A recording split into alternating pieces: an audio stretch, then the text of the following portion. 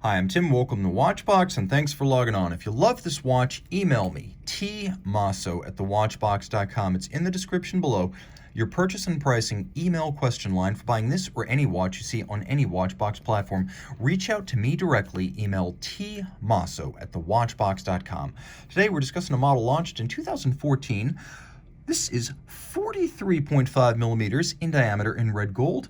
The IWC Portugieser hand-wound 8 days. This is reference 5102-04 in red gold with white dial.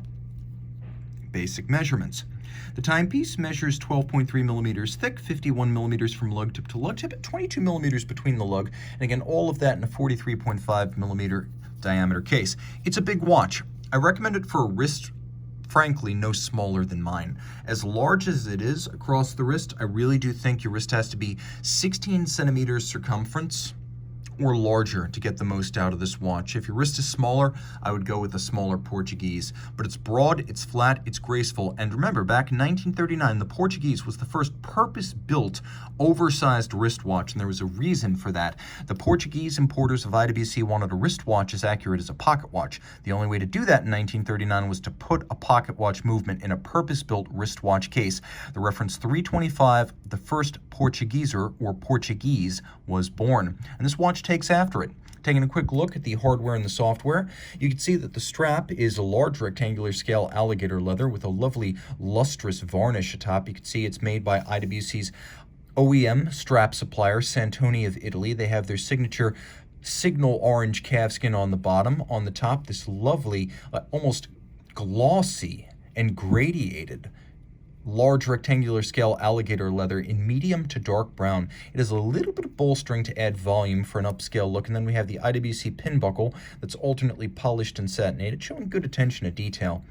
The Portuguese encased profile and dial layout really looks a lot like the 1932 Patek Philippe reference 96, retroactively known as the first Calatrava. They were born of the same form follows function design ethic, so blending the lugs into the case, simple, no nonsense, leaf hands, Arabic numerals, small seconds, everything you need and nothing you don't. That was the basic ethic that governed both. Now, of course, the 96 was 32 millimeters and the 325 was almost 40, so there was a huge size disparity, but they were from the same school of thought.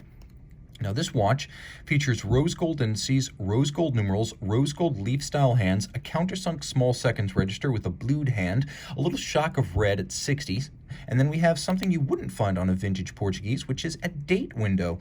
In good taste, the date disc is the same color as the silver opaline dial, and then we have a little bit of a stepped aperture, so you don't have a clumsy sheer cut through the dial. That step adding to the elegance.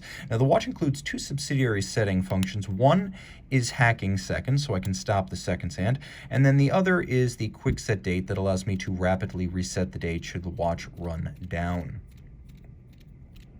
Jumping around to the back, the movement is enormous.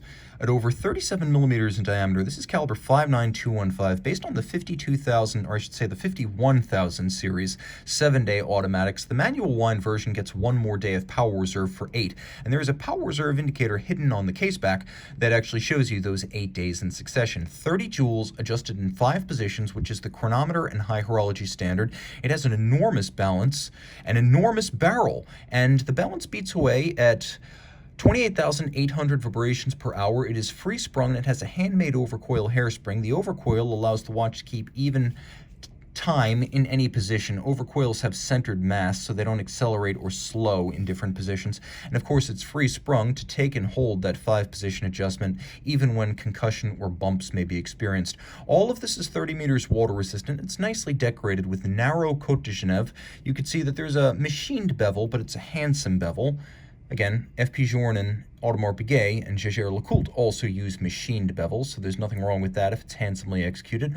And then all the screw heads are black polished, the wheels are satinated, and there's engine turning on the base plate.